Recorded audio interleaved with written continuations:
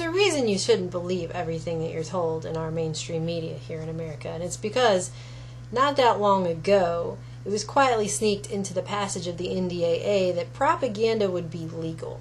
That means propaganda use, government propaganda against the citizens. But if you did believe everything that our mainstream media is saying, you would have to agree we live in a dystopic Orwellian ball of crazy.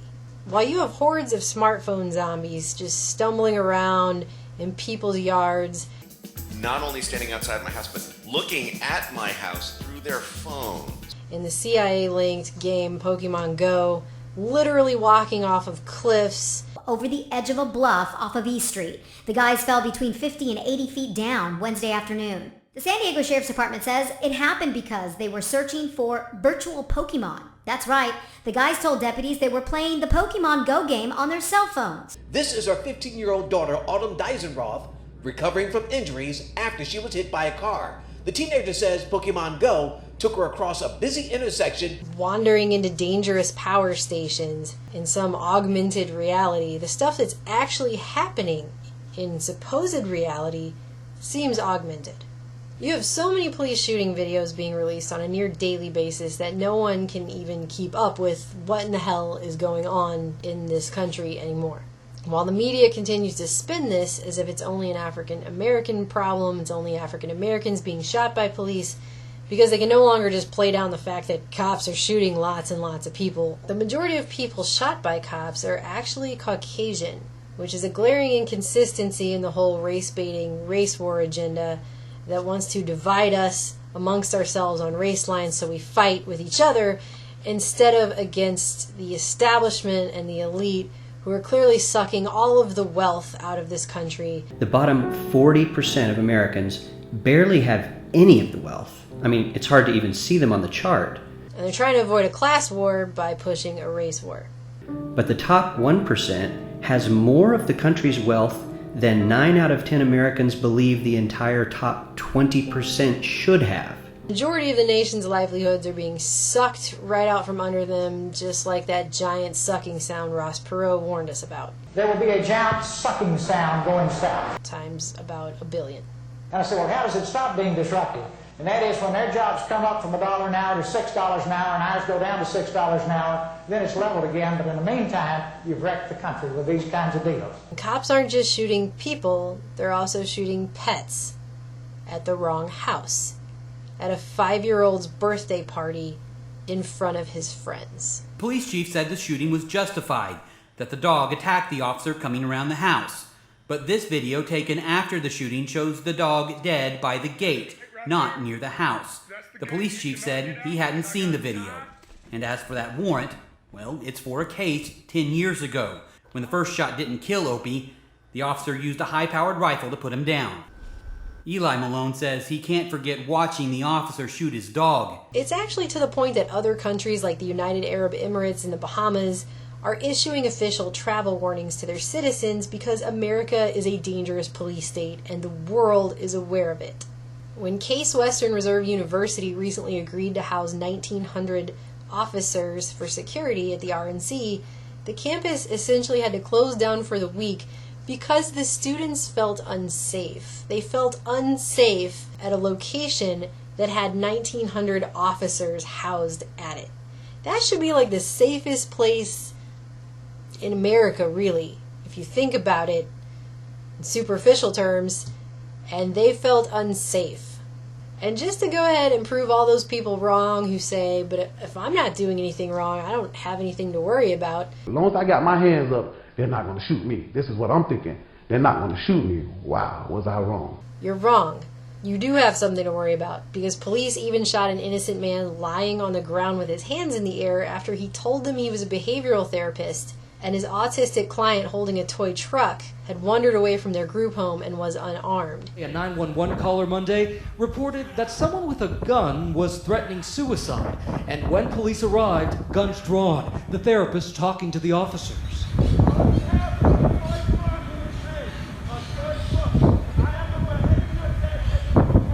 After after yelling all of this information at the police, and after it was clearly obvious that the autistic guy was holding not a gun but a white toy truck, police claim they shot the unarmed behavioral therapist by accident because they actually meant to shoot the unarmed autistic guy. The union chief says the officer who fired his gun thought Kinsey was in danger and meant to hit the young man with autism, who apparently, for some reason, they thought posed a danger to his unarmed behavioral therapist with his hands in the air.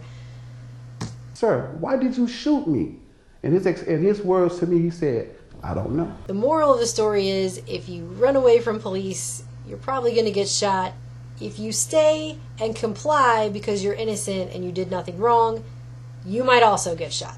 While a man who was kept at Guantanamo Bay for 14 years without ever having been charged for a crime that whole time was finally scheduled to be released after his former Guantanamo Bay guard, wrote a letter saying, "You should release him. I was the guard." The Western intelligence agency created and backed Free Syrian Army videotaped themselves beheading a 12-year-old Palestinian boy. Who's going to vet these people? Well, first of all, I vetted a number of them because I know them. And it took several days for our government to come out and go, maybe we should stop sending them giant bags of money and guns. That might be bad to do. As the war on terror that funds and creates terrorists at one end and fights them on the other continues, innocent Americans continue to miss their flights so they can be treated like terrorist criminals by the TSA at the airport. And it came out earlier this week that half of all agents of the TSA have been cited for misconduct at least once. Half. And a third have been cited multiple times for misconduct. Are you fucking kidding me, TSA? What the fuck? Now, on the doublespeak side of things, you actually had Shep Smith of Fox News live on air criticizing Governor Bobby Jindal multiple times for using the divisive phrase, "all lives matter," because Jindal dared to say we've got to look beyond race because all lives matter. Brown, red, it doesn't matter. All lives matter. We've got to protect and value our police. Governor, you know that phrase you just used is one that's seen by many as derogatory, right? And I just wonder why it is that you use that phrase when there's a certain segment of the population that believes it's a real dig on them. Well, Shepard, it's not meant to be. The point is this: we've got to move beyond race. It is a good time to remember we're all made in his image, and what unites us is greater than what divides us. We shouldn't be divided. There's too much division in our country, and too many folks try to exploit those divisions for their own purposes, whether it's by race or all lives matter. We're all in this together. I don't understand why Governor, why do you say that? So all lives matter is apparently divisive, but breaking us all down on racial lines into groups and then weighing out whose life matters more and specifically focusing on that group is somehow not divisive. All lives matter, we should unite and look beyond race. That's divisive. You know, that's a very, very divisive phrase that a lot of people hear and become really upset about it. And I just wonder why you keep using it. Well, Shepard, but they shouldn't be. I mean, that's my point. But they Blue are. lives matter, police lives matter. Not really sure how that works.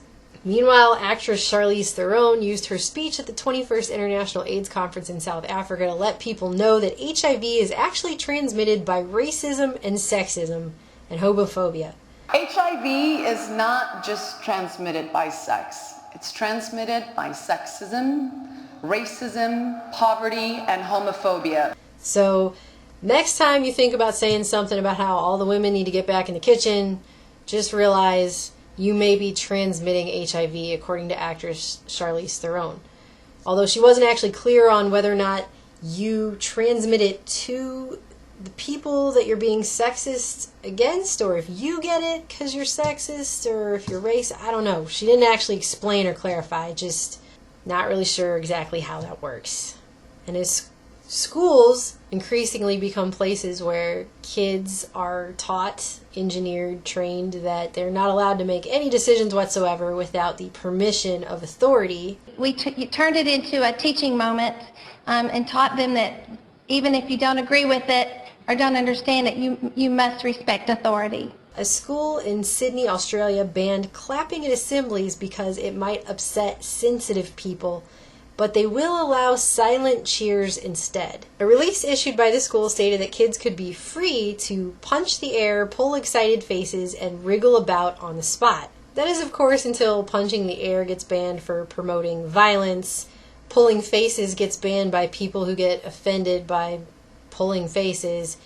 And wriggling on the spot gets determined to be a microaggression. Just a reminder, this is a country where an all-girls school actually banned the words ladies and women to describe females because it's not inclusive enough at an all-girls school. Teachers at an all-female school in Sydney have been told to stop referring to their students as girls, ladies or women. The teachers were told they would be breaking the law and considered homophobic if they didn't support the decision. And they also banned the word black from the song Ba Ba Black Sheep. So I guess it's Ba Ba Sheep, have you any wool of no particular color because that might be racist. Our mainstream media outlets are now straight up telling us how corrupt our government is. The Washington Times reported in simplistic date-by-date format instances of corruption in plain sight. They didn't say hiding in plain sight. They said corruption in plain sight. It's there. Here it is. Here's the definition of corruption. Here's how corrupt it is. While mainstream outlets in other countries like the India Times are, without mincing any words at all, openly reporting that their monsoons are being manipulated by U.S. military weather modification weapons to screw up the nation's crop harvest and blame it on climate change. They just said it. They're just openly saying it now. Of course, they're not reporting that here at all. They're just ignoring it completely. But the fact that that's making the front pages of mainstream outlets in other countries is pretty insane. What else is going on? We got Chinese scientists pioneering the first human gene editing trial. So I guess Gattaca is going to meet Divergent Allegiant pretty soon. What can it mean? The ability to perfect the physical and mental characteristics of every unborn child. And you had the failed Turkey coup, which looks all kinds of staged, but how else can a dictator justify purging tens of thousands of people who just really don't like him without a fake coup? And finally, while the CIA-linked Pokemon Go is just a stepping stone to ease us into an augmented reality, government intelligence outlet Google is actually working on a virtual reality platform called Project Daydream and a headset that's going to mix augmented and virtual reality together so that just all the lines between everything, reality, augmented reality, virtual reality, it's all just blurry. You don't know the difference anymore. Once the people in charge get done screwing up actual reality so badly that everyone thinks it just sucks to be here, people will be much more willing to just jack themselves right into the government-created matrix. But who really cares about any of that when you have the unmitigated disaster nightmare scenario from hell that is Chick-fil-A getting rid of the spicy chicken biscuit off of their breakfast menu? Just a nightmare of Faustian proportions, as evidenced by the R.I.P. Chick-fil-A Spicy Chicken Biscuit tribute videos up on YouTube set to Sarah McLachlan's song Angel that's typically only featured in those ASPCA tear-jerking animal cruelty ads about the mistreated dogs that no one loves. I, for one, am going to go catch a Jigglypuff in my neighbor's front yard if I can manage to get there without walking out into traffic.